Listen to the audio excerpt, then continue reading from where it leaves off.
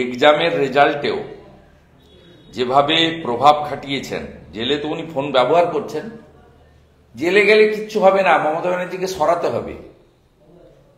এই পার্থদের মতো চোরেরা, জীবন কৃষ্ণ সাহাদের মতো চোরেরা ইডি ধরে 5 দিন 10 দিন পিসিতে রাখছে তাদের কাছে, তারপরে তো জেলে পাঠাতে হচ্ছে। জেলে তো 5 স্টার ব্যবস্থা করে দিয়েছে, গরমকালে এসি, শীতকালে গরম জল, সব ব্যবস্থাই আছে এখানে। এবং আরো একটু ভিআইপি স্ট্যাচারের তৃণমূলের চোর হলে, লেভেল হাই চোর হলে, তাদের জন্য পিজি রুটবান ওয়ার্ড আছে। পিজি রুটবান ওয়ার্ড না থাকলেও সম্প্রতি পার্থ বেরোলো রবীন্দ্রনাথ ট্যাগোর RN ট্যাগোর হসপিটাল থেকে মণিপালের, সেখানেও রাখার ব্যবস্থা করা আছে। আপনি 16-11-তে জীবন কৃষ্ণ সাহার, দেখুন 16-11-তে পুরনো টুরন না, 16-11।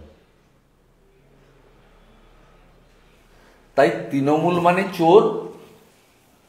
আর মমতা ব্যানার্জিকে যদি সরাতে না পারেন, এই রাজ্যের 2 কোটির বেশি শিক্ষিত বেকার,